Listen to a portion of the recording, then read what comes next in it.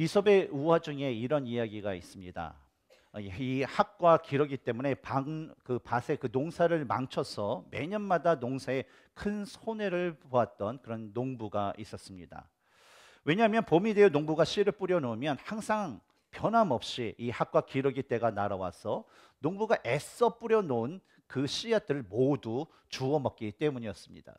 하도 이런 일이 발생되자 어느 한 해는 이 농부가 결심을 하고 이 새들을 내가 몽땅 잡아버려야 되겠다라고 결심을 했습니다. 그리고 그 밭에 그물을 쳤습니다. 그물을 친 이틀 후에 아침 일찍 밭에 나간 농부는요, 자신의 그 눈앞에 벌어진 그 광경을 보고 너무나도 신이 났습니다. 왜냐하면 학과 기러기가 10마리씩이나 그 그물에 물려 있었고 황새 한 마리도 그 무리들 중에 같이 껴있기 때문이었습니다. 농부가 그물로 다가가자 이 학과 기러기 떼들은요, 그동안 자신들이 한 그 죄가 있는 걸 알았는지 그냥 아무런 그 말 없이 그냥 가만히 있었습니다. 하지만 황새만은 예외였습니다.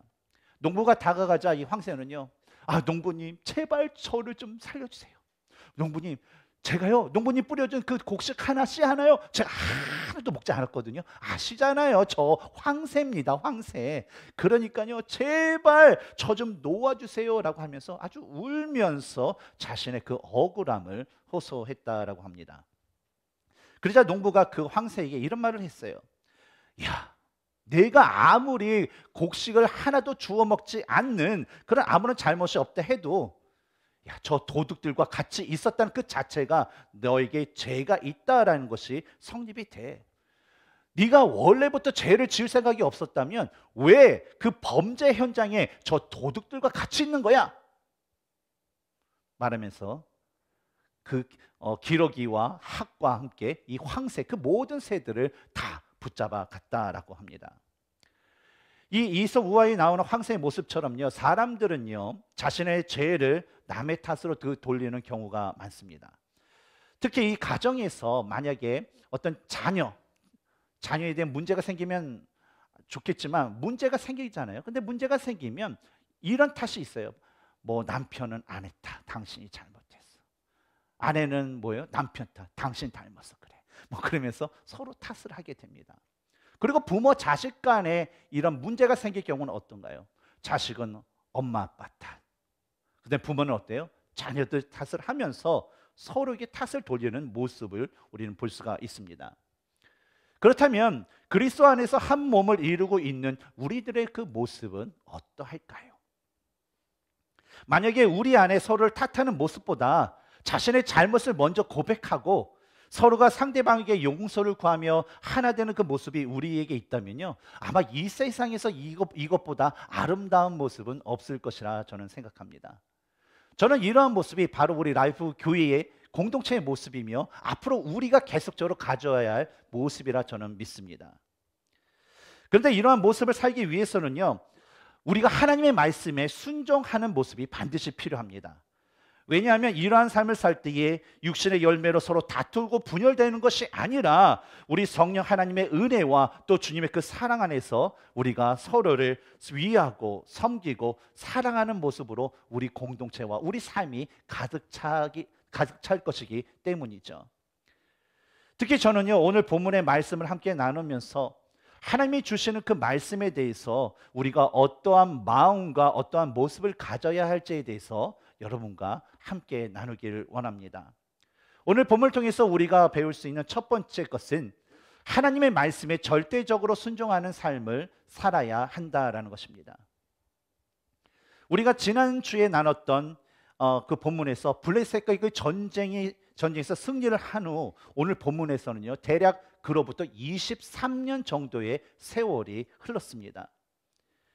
이스라엘과 블레셋과의 그 전쟁 당시 하나님을 온전히 섬기지 못하고 오히려 제사에 대한 하나님의 말씀을 어겼던 사울에게 이 사무엘이 하나님의 징계가 그에게 내렸다라는 것을 선포하고 떠난 지 약 23년 만에 다시 사무엘이 사울에게 찾아온 것입니다. 사무엘이 사울을 찾아온 이유는 단지 하나님의 말씀을 사울에게 전하기 위해서였어요. 바로 3절에 지금 가서 아말렉을 쳐서 그들의 모든 소유를 남기지 말고 진멸하되 남녀와 소아와 젖먹는 아이와 우양과 낙타와 나귀를 죽이라 하셨나이다 라는 바로 하나님의 명령을 사울에게 전하기 위해서였습니다. 근데 이 구절에서 나오는 이 진멸하되라고 번역된 히브리어로는요, 하람이라는 그런 동사가 쓰였습니다. 하람. 같이 해볼까요? 하람. 예. 근데 이 동사는요, 이 하람이라는 단어는 바로 완전히 진멸하다, 파괴하다라는 그런 뜻을 갖고 있습니다. 그런데 이 단어가 일상적으로 이렇게 쓰일 때는 어떤 군사적인 행동을 이렇게 하는 것을 이렇게 뜻하지만, 이게 하나님의 그 사역과 연관되어서 이 하람이라는 단어가 쓰일 때는 단순히 군사적인 행위가 아니라 바로 하나님을 위한 일종의 제사식, 종교적인 그 의미를 가지게 됩니다. 마치 하나님께 드리는 그 번제처럼요, 반드시 예외 없이 모든 것을 다 하나님께 바쳐야 하는 것처럼 그 모든 일들을 행해야 하는 그런 것을 말합니다. 다시 본문으로 돌아와서 우리 3절을 보면 하나님께서는 사무엘을 통하여서 이 사울에게 아말렉에 대한 하람, 즉 진멸을 명령하셨습니다. 바로 숨을 쉬고 있는 생명체라면 그게 뭐 사람이든 뭐 짐승이든 상관없이 모두 다 죽이고 그들에게 속한 모든 소유를 불태워서 하나도 남기지 말라라는 그런 명령이셨습니다. 근데 이러한 하나님의 모습을 볼 때마다 우리 마음 가운데 드는 것은, 와, 하나님은 왜 이렇게 잔인하실까? 하나님 꼭 이렇게까지 하셔야 됩니까? 라는 생각을 우리는 가질 수가 있습니다. 그런데 보면 2절을 보면 하나님께서 이러한 명령을 하신 이유를 우리는 알 수가 있어요. 우리 다 같이 읽겠습니다. 시작. 만군의 여호와께서 이같이 말씀하시기를 아말렉이 이스라엘에게 행한 일, 곧 애굽에서 나올 때에 길에서 대적한 일로 내가 그들을 벌하노니. 여러분, 아말렉은 누구의 자손인지 아십니까? 아말렉은 바로 야곱의 형인 에서의 그런 후손입니다. 그들은 이 남부 유다의 그 남부 광야 지역을 거점으로 유목 생활을 하면서 그 약탈을 하는 그 행위를 하면서 주로 살았던 사람들이었습니다. 그런데 이스라엘 백성들이 출애굽하여 홍해를 건넌 후에 갑작스럽게 이런 아말렉 그 족속의 공격을 받아서 엄청난 그 피해를 얻게 되었습니다. 그래서 그때서부터 아말렉은 바로 민족적으로 이스라엘과는 원수가 된 그런 관계를 갖게 되었죠.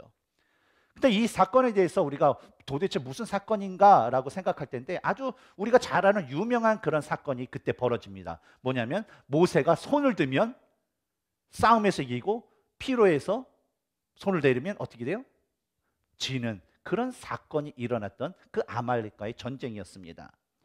그런데 2절을 보면 이 사건이 일어난 것은 되게 오래전이에요.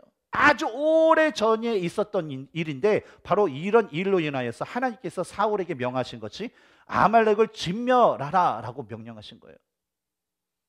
좀 감이 잘 안 오시죠? 그래서 우리나라 역사를 비교해 보면, 우리 역사에도 보면 어때요? 아주 오래전에 이 조선시대만 해도 우리나라를 너무나도 힘들게 만들고 피해를 주고 괴롭혔던 그런 어떤 병자호란과 임진왜란을 일으켰던 그 나라를 오늘날에 와서 한국 보고, 야, 그날 병자호란 일으켰던 그 중국 지금 가서 전멸해버려. 야, 임진왜란을 일으켰던 일본 지금 가서 진멸해버려 라고 명령한 것과 마찬가지라는 거예요. 그런데 당시 시대에 이스라엘과 아말렉의 그 상황은 각각 어떠했을까요? 우리가 계속적으로 블레셋과의 전쟁에서 이 이스라엘이 가졌던 군사적인 그 상태를 보면, 사실 블레셋이 철기를 이스라엘 들어오는 것을 계속적으로 막았기 때문에 사실 당시의 그 철기 시대 때의 강력한 무기인 철기 무기를 이스라엘은 거의 갖고 있지 않았습니다. 다만 누가 갖고 있었어요? 사울 왕과 요나단 왕자만 그 철기 무기를 갖고 있었다라는 것입니다. 이에 비해서요, 아말렉은요, 예전서부터 약탈을 일삼았던 그런 사람들이기 때문에 상당히 조직적이죠. 그리고 어떤 무기적으로나 어떤 군사적으로도 상당한 강한 힘을 갖고 있었습니다. 그래서 철기 그 강한 무기도 없었던 그런 이스라엘과 가장 강한 그런 군사력과 무기를 갖고 있던 이 아말렉과의 그 전쟁을 우리가 생각해 본다면 이 싸움은 어떨 것 같아요? 말이 안 되는 거예요. 더군다나 하나님께서 하는 건 뭐예요? 아말렉이 쳐들어와서가 아니라 어떻게 해요? 이스라엘 보고 사울로 하여금 이 아말렉을 치라는 것인데 도대체 말이 안 되는 그 싸움을 하라는 것이었습니다. 그런데 그럼에도 불구하고 하나님께서 이러한 명령을 사울에게 주신 것은 마지막으로 이 사울이라는 인물이, 왕이 과연 하나님을 하나님으로 온전히 섬길 수 있는 자인지, 섬기는 자인지를 시험해 보기 위해서 이러한 명령을 주신 것입니다.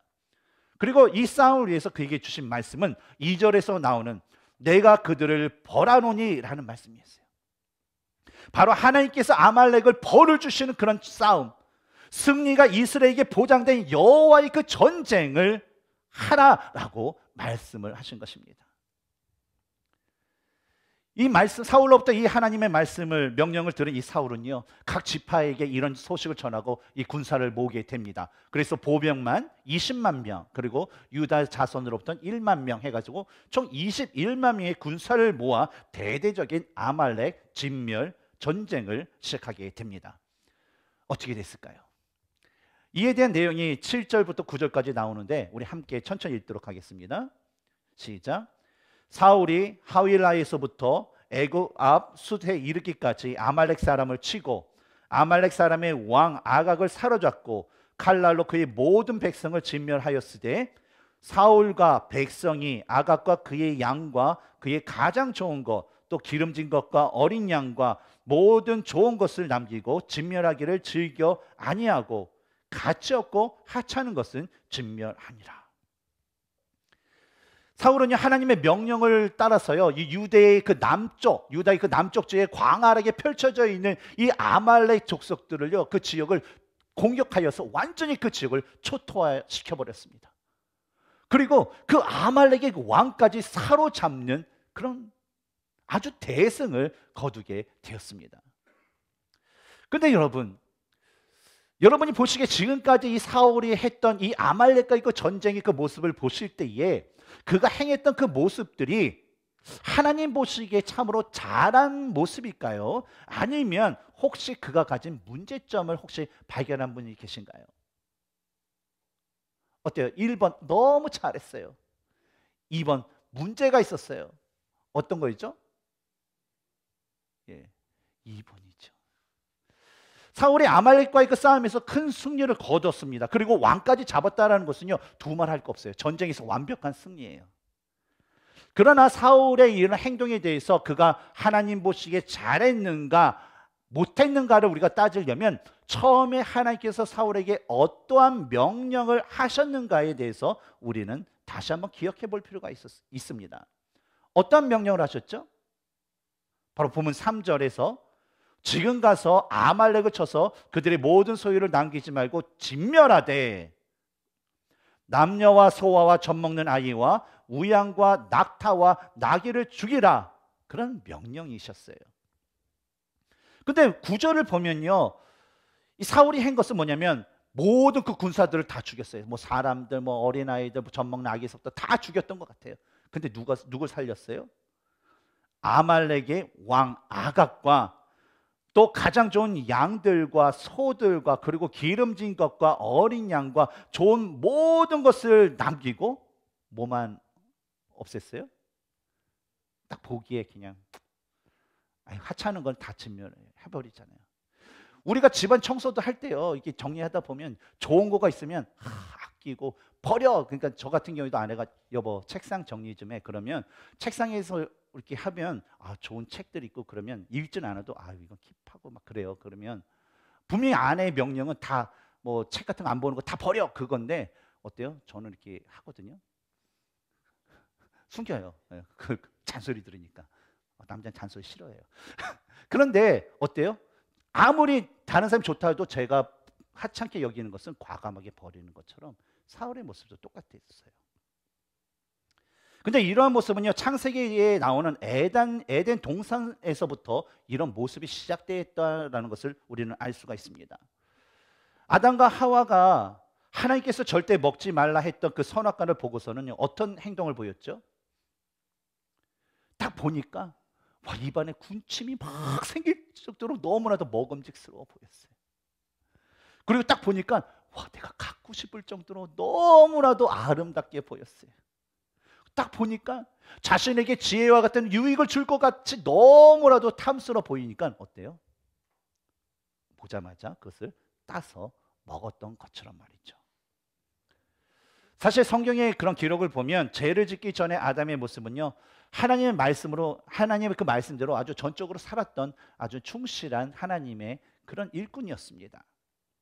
그가 하는 일은 하나님의 뜻대로였고, 그가 생각하는 것은 바로 하나님의 마음과 같은 바로 이신전심의 그런 관계가 바로 하나님과 아담과의 그 관계 가운데 있었죠. 그러나 하나님께서는 이런 아담에게도요, 한 가지 그 시험을 주셨는데, 바로 선악을 알게 하는 중앙 동산에 있는 나무 열매를 먹지 말라라는 명령이었습니다. 그리고 이어진 말씀이 먹는 날에는 반드시 죽으리라 라는 그런 말씀을 해주셨어요. 그러나 아담은요, 하나님의 말씀을 생각하지 않으며 행했던 그 짧은 한순간에 들어온 그 사단의 그 유혹의 공격에 빠져서 죄를 져서 하나님과 같은 그런 지혜를 얻고 하나님과 동등한 그런 지위를 얻고 능력을 얻고 싶다라는 그 교만으로 하나님의 말씀에 완전히 불순종하는 그런 죄를 짓게 되었습니다.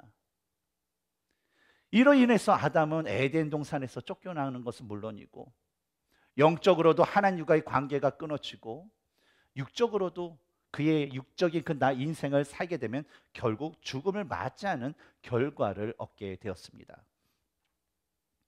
사울에게도 동일한 그런 시험이 있었어요. 바로 아말렉을 진멸하되 아말렉에 소유된 그 모든 것들을 진멸하라라는 그런 시험이었습니다. 그러나 사울도 역시 자신의 눈에 좋은 그 모든 것들을 다 취했어요. 하나님이 말씀하시는 모든 내가 딱 좋으니까 유혹에 빠져서 그것을 다 갖게 됩니다. 그리고 어때요? 눈에 그냥 좋지 않은 것만, 하찮은 것만 그런 진멸하는 그 불순종으로 결국은 하나님으로부터 버림을 받게 되는 그런 심판을 받게 됩니다. 여러분, 오늘날 우리들의 그 신앙의 모습은 어떨까요? 저는요, 우리들의 그 신앙의 모습도 마찬가지라고 생각을 합니다. 우리가 지금까지 아무리 성실하고 신실하게 하나님을 믿었다 할지라도 바로 지금 이 순간에 하나님께 올바로 서지 못하고 하나님의 말씀대로 올바로 살지 못한다면 우리는 언제든지 죄에 빠져서요, 바로 아담과 같이, 사울과 같이 다시는 되돌이킬 수 없는 그런 죄로 범하여서 하나님의 심판을 받을 수 있다라고 저는 생각합니다. 그렇기 때문에 우리는요, 하나님께서 우리에게 원하시는 삶이 무엇인가를 우리는 항상 알아야 할 것입니다.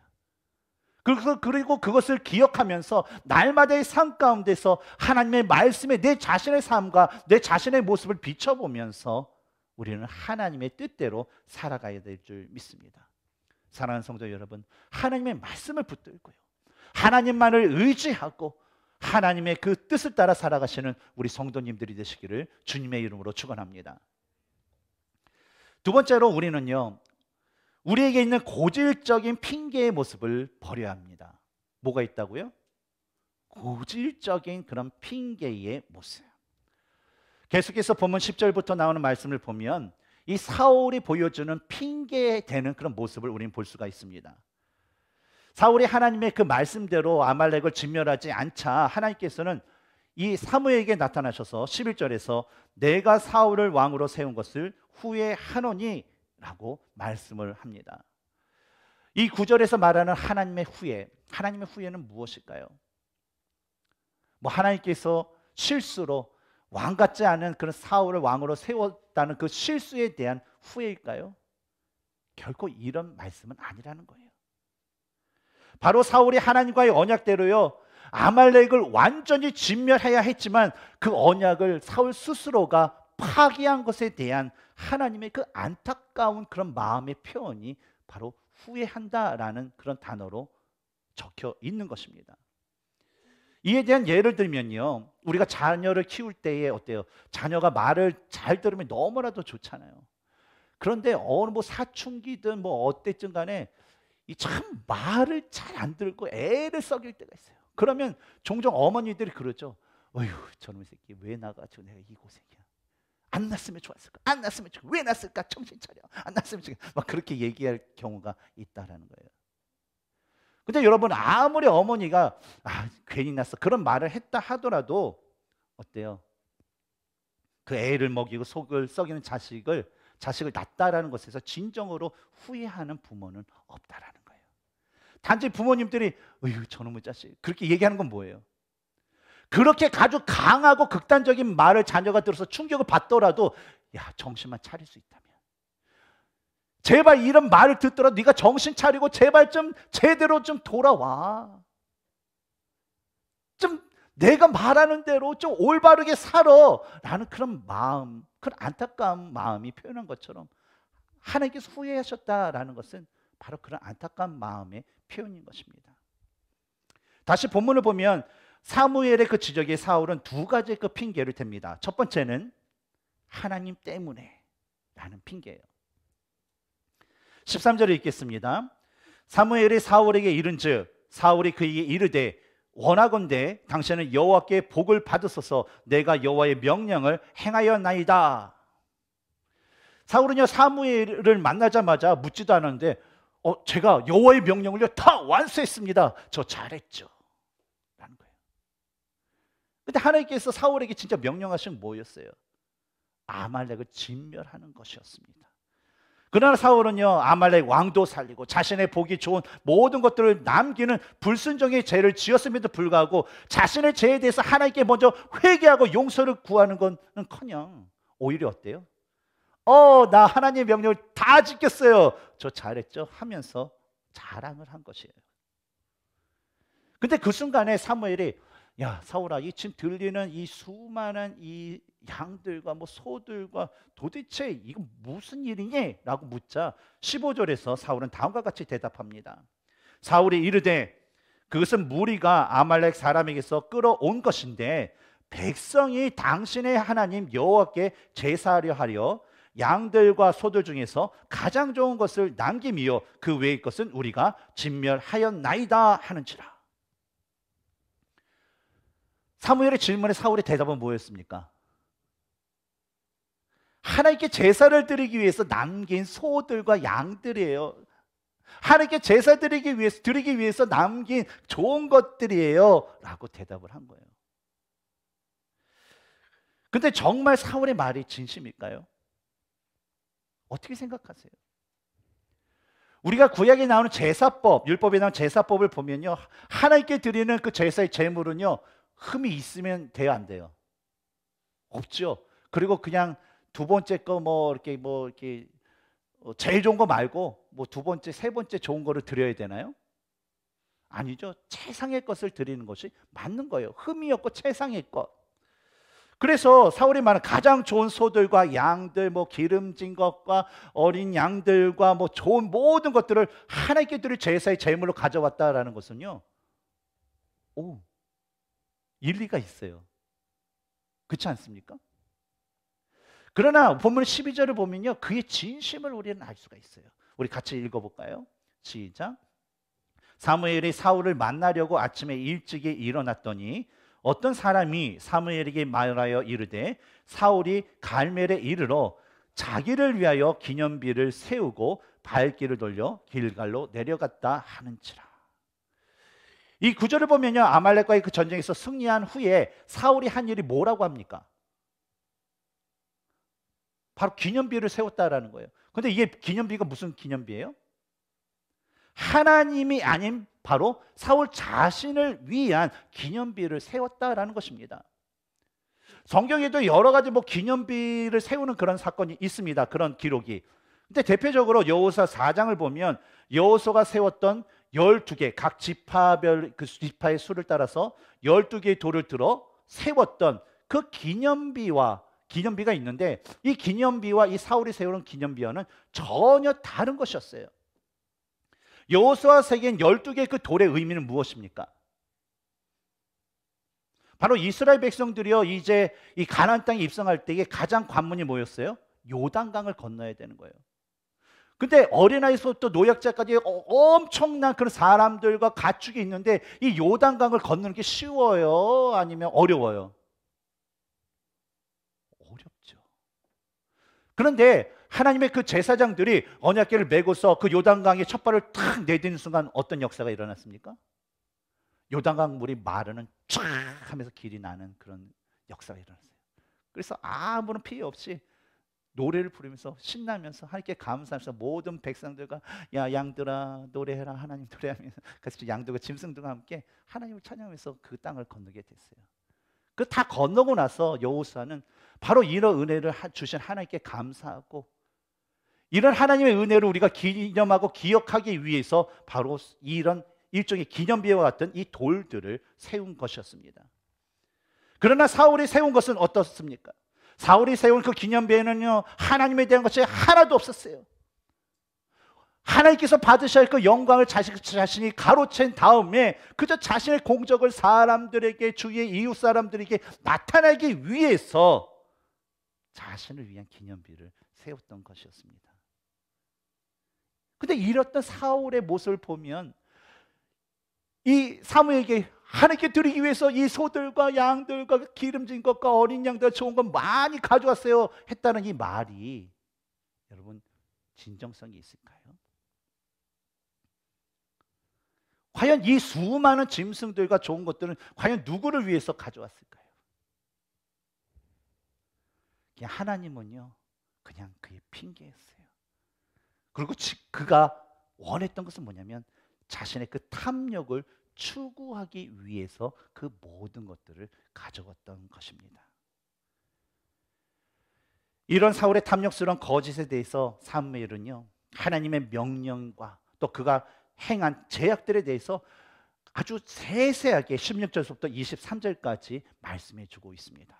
그리고 특히 22절과 23절에서는요 하나님의 그 말씀에 대한 불순종이 얼마나 큰 죄악인지에 대해서 말씀해 주고 있습니다. 우리 같이 22절과 23절을 읽겠습니다. 시작. 사무엘이 이르되 여호와께서 번제와 다른 제사를 그의 목소리를 청종하는 것을 좋아하심같이 좋아하시겠나이까. 순종이 제사보다 낫고 듣는 것이 순양의 기름보다 나으니 이는 거역하는 것은 점치는 죄와 같고 완고한 것은 사신 우상에게 절하는 죄와 같음이라.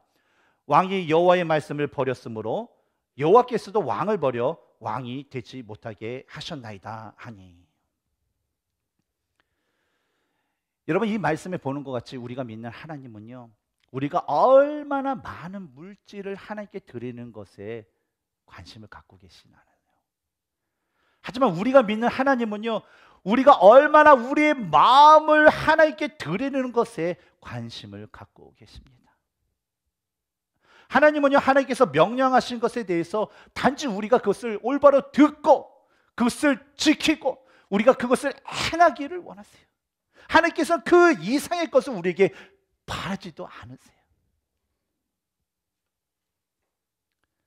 근데 주일이 되면 이상한 현상이 우리들의 오늘날 그 교회 가운데 많은 그리스도인 삶 가운데 벌어지곤 합니다. 여러분 주일은 어떤 날입니까? 성경에는 안식일, 우리 기독교에서는 예수님께서 부활하신 그 첫날을 주일로 안식일로 삼고 있는데 이 주일은 어떤 날이에요? 우리가 성경 통독에서도 우리가 배웠듯이 이 날을 하나님께서 복되고 거룩하게 만드셨는데 그 이유는 뭐라고 했죠? 하나님께서 이 창조를 다 마치시고 쉬셨기 때문에 이 날을 복되고 거룩하게 만드셨다라고 말씀하셨어요. 기억하시죠? 예. 그리고 또 주일은 어때요? 우리가 쉬고 즐기는 것을 우선순위로 하는 그런 날인가요? 아니죠. 이 주일은요 우리가 6일 동안 이 세상 가운데 하나님께서 주신 그 직업에서 일을 하냐고 하나님께 소홀했던 거, 하나님께 예배드리지 못했던 그런 것들을요 우리가 더욱더 주일이라는 하나님께 더욱더 집중하고 하나님을 위해서 살아야 되는 그런 날인 것입니다. 그러나 하나님께 드려야 할 예배 시간에도 불구하고 여러 가지 핑계를 드리고 예배에 참석하지 않는 그런 사람들이 있어요.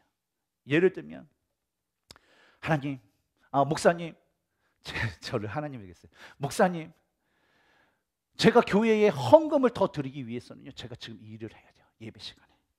그리고 제가 헌금을 더 내기 위해서는 내가 지금 커스터머 케어를 해야 되니까 손님을 만나야 돼요 라고 하면서 예배를 안 드리신 분이 있어요. 또 어떤 분은요 목사님, 제가 열심히 교회를 더 잘 섬기기 위해서는요, 제가 몸이 건강해야 되니까 제가 운동을 하겠습니다. 그래서 오늘 예배 좀 하고, 좀 제가 스킵하고요. 저 초원에서 좀 하고요. 좀 그래도 정신 건강이 있어야지 하나님 온전히 또 예배 드릴 수 있잖아요. 섬길 수 있잖아요. 그러니까 여가 활동 좀 하겠습니다. 레이저. 오늘 날씨도 좋은데 뭐 요트도 타고. 근데 이런 사람들은 어떨까요? 하나님께 대한 우선순위가 없는 이런 분들은요, 그분들이 말하는 것처럼요, 결코 하나님께 드려야 할 예물을요 제대로 드리는 분은 없다라는 거예요. 결코 하나님께 예배를 온전히 드리지도 않고요, 그들의 삶을 하나님께 드리지도 않는다는 거예요. 그저 하나님은 뭐예요? 자신의 욕심을 채우기 위해서, 자신의 유익을 채우기 위한 핑계일 뿐이라는 것입니다. 이처럼 하나님의 말씀에 불순종하며 사는 사람들을 가리켜 사무엘은요 23절에서 점치는 죄와 우상에게 절하는 죄를 짓는 자다라고 말씀을 해요. 또한 이런 자들은 말라기 3장 5절에 내가 심판하러 너에게 임할 것이라 점치는 자에게와 간음하는 자에게와 거짓 맹세하는 자에게와 품꾼의 삭세에 대하여 억울하게 하며 과부와 고아를 압제하며 나그네를 억울하게 하며 나를 경외하지 아니하는 자들에게 속히 증언하리니 만군의 여호와가 말하였느니라. 그 말씀처럼요, 결국 하나님의 심판을 받게 될 자들이라는 것입니다. 다음으로 사울의 두 번째 핑계가 있어요. 그것은 사람들 때문에 라는 거예요. 저희 아내하고 저하고 아이들 때문에 이렇게 다투게 되면 꼭 그래요. 당신 때문에, 왜 나 때문이야? 그러면서 가끔가다 토닥토닥거리는 그럴 때가 있습니다. 근데 이 사울의 핑계에도요, 사람들 때문에 라는 그 핑계가 있어요. 우리 24절에 읽겠습니다. 시작. 사울이 사무엘에게 이르되 내가 범죄하였나이다. 내가 여호와의 명령과 당신의 말씀을 어긴 것은 내가 백성을 두려워하여 그들의 말을 청종하였음이니이다. 사울은요, 하나님께서 그를 버리고 그의 왕위도 이제는 하나님께서 택하신 다른 사람에게 넘기겠다라는 그 말씀을 듣자마자 어때요? 이번에는 선지자님 사무엘님, 제가요 백성들이 두려워서 하나님의 말씀에 불순종했어요. 좀 용서해 주세요 라는 그런 핑계를 대요. 근데 어떤가요? 이 사울의 모습이요. 참 처음에 이 이스라엘 초대 왕이 됐기 때문에 사람들의 요구도 많았을 거고, 각 지파의 족장들, 리더들이 와서 이거 이렇게 해야 된다, 저렇게 해야 된다, 저쪽 왕은 전날의 왕은 저런데 당신은 왜 안 왔냐 그러면서 얼마나 압박을 당했을까요? 우리는 그렇게 생각할 수 있어요. 그래서 얼마나 그 백성들이 두려웠을까라고 생각할 수 있습니다. 그러나 우리는 다시 한번 시선을 그 이전으로 돌려서 사울이 자신을 위한 기념비를 세웠던 그 사건으로, 그 현장으로 우리는 시선을 다시 한번 돌려볼 필요가 있습니다. 자신을 위해서 기념비를 세웠던 자였어요. 그런데 그런 자가 백성들을 무서워했을까요? 아닐까요? 당연히 아니라는 거예요. 그럼 지금도 뭐예요? 백성은 뭐예요? 핑계일 뿐이고 자신의 그 죄를 감추기 위해서 지금도 하나님 앞에 회개하지 못하고 그냥 하나님께 거짓말로 속이고 있다라는 것입니다. 이럴 때 인간은요, 자신이 지은 죄가 드러날 때에 쉽게 다른 사람을 탓합니다. 나는 절대로 그렇지 않은데 바로 저 사람 때문에 내가 그렇게 했어요 라는 거예요. 근데 여러분, 죄라는 것은요, 내 자신은 절대 관련이 없는데 생기는 것은 절대 없어요. 그러므로 우리는요, 하나님의 말씀대로 살지 않아서 생긴 모든 문제들에 대해서요, 먼저 자신의 모습을 하나님 앞에 내려놓고요, 하나님의 용서와 하나님의 그 긍휼을 구하는 모습이 우리에게 필요합니다. 그리고 남을 탓하기 전에, 앞으로 제가 아내 탓을 먼저 하지 않겠습니다.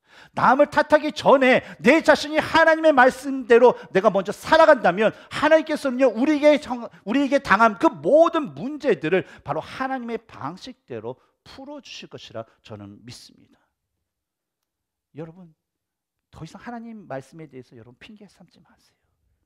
그냥 여러분의 잘못을 하나님께 구하고 하나님의 긍휼을 구하고 지금서부터라도 하나님의 말씀대로 살아가시는 우리 성도님들이 되시기를 주님의 이름으로 축원합니다. 우리 세 번째로 우리는요, 하나님의 말씀은 절대적인 하나님의 명령임을 기억하고 우리는 살아야 합니다.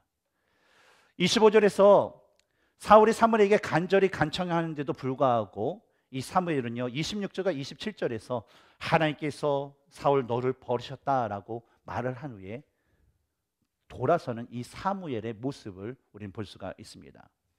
왜냐하면 사무엘은 알았어요. 하나님의 말씀은 변함이 없는 절대적인 명령이라는 것. 그러나 계속해서 사울이 다시 30절에서 사무엘에게 더욱더 간청을 하게 됩니다. 사울이 이르되 내가 범죄하였을지라도 이제 청하옵나니 내 백성이 장로들 앞에 이스라엘 앞에서 나를 높이사 나와 함께 돌아가서 내가 당신의 하나님 여호와께 경배하게 하소서.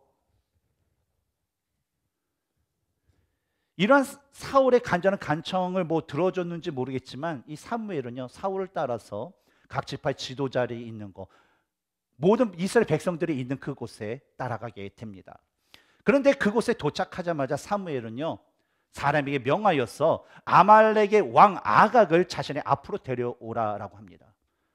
그리고 아각이 시실 웃으면서 이제는 나는 죽음에서 벗어났다라고 여유 있게 미소를 지으면서 나오는 그 순간에 사무엘은 칼을 들어서 그를 쳐서 조각을 내어서 죽이게 됩니다. 이 사건을 보면 사무엘이 사울을 따라서 백성들이 있는 이 제단까지 온 것은 사울의 간청대로 그의 체면을 사람들 앞에서 세워주려 했던 것이 아니었어요. 바로 사무엘이 사울을 따라온 것은 사울이 불순종하여 죽이지 못했던 바로 아말렉의 왕을 하나님의 말씀대로 그를 멸하기, 진멸하기 위해서 따라온 것이었습니다. 그래서 이 일을 마친 후에 사무엘은요 바로 뒤돌아서서 자신의 고향인 라마로 갔습니다. 근데 35절을 보면 사무엘은요 사울 때문에 계속 슬퍼하였다라고 기록하고 있어요. 그리고 하나님께서도 사울을 왕으로 삼으신 것을 후회하셨다라고 기록하고 있습니다. 이 구절에 나오는 사무엘의 모습을 통해서 우리는 사울에 대한 사무엘의 마음이 어떠했는지를 우리는 알 수 있고요. 하나님의 그 절대적인 명령을 자신의 마음보다 더 우선적으로 행해야 했던 이 사무엘의 모습을 볼 수 있습니다. 우리의 삶에서도요, 우리 삶에 대한 우리의 생각과 우리가 느끼는 그런 감정이 있습니다. 하지만 우리가 반드시 기억해야 될 것은 그보다도 먼저 생각해야 될 것, 내 생각과 내 감정보다, 내 느끼는 것보다 더 우선시해야 될 것은 바로 하나님의 말씀이라는 것을 우리는 마음에 새기고 계속해서 기억하고 또 기억해야 될 줄 믿습니다. 저는 오늘 여러분과 함께 나눌 이 말씀을 준비하면서 이런 질문을 제 자신에게 던져보았습니다. 어떤 질문이냐면, 과연 나의 삶에 있어서 영적인 아멜렉은 무엇인가? 라는 거예요. 나의 삶에서 영적인 아말렉. 여러분의 삶에서 영적인 아말렉은 무엇이 있습니까? 하나님을 하나님으로 섬기지 못하게 하는 영적인 아말렉. 하나님의 말씀대로 행하는 데 있어서 우리를 두렵게 만드는 그런 영적인 아말렉. 하나님의 뜻대로 살아갈 때 우리를 유혹하는 그 아말렉은 무엇이 있으신가요? 하나님은요 오늘날에도 우리들로 하여금 우리를 공격하고 유혹하는 그 영적인 아말렉과의 그 전쟁을 명령하고 계십니다.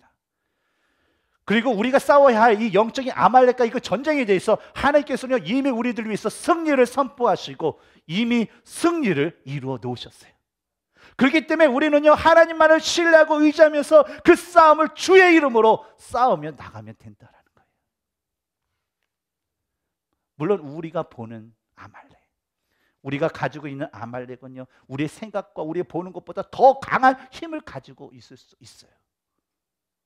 하지만 여러분이 보는 그 아말렉, 여러분이 싸워야 될 그 아말렉이 아무리 강하다고 하더라도 여러분이 두려워할 필요가 없는 것은 우리가 믿는 하나님은 그 아말렉보다 훨씬 강하신 분이라는 거예요. 그리고 우리가 믿는 그 하나님은요, 자기의 백성과 자기의 자녀는요 절대 포기하지 않으시고 우리와 함께 하신다라는 것입니다. 이제는요 우리가 주님의 이름으로 일어서야 됩니다. 우리 자신의 연약함과 부족함에 대한 그 모든 핑계는 이제 내려놓으세요. 난 부족하니까, 모르니까, 연약하니까. 여러분 그 핑계 이제 더 이상 하나님 앞에 핑계 대지 마세요. 하나님 앞에 부르실 때, 하나님께서 명령하실 때에 오직 하나님만을 신뢰하면서 여러분 담대히 일어나시기 바랍니다. 여러분 지금 상황, 여러분의 상황과 환경이 여러분 문제가 있으십니까? 하지만 그 모든 문제와 상황 가운데서도 우리가 하나님만을 의지하고 하나님의 말씀을 붙잡고 하나님께 순종하며 나갈 때에 하나님께서 주시는 그 승리의 축복이 우리 삶 가운데 넘칠 줄 믿습니다. 우리 함께 기도하겠습니다.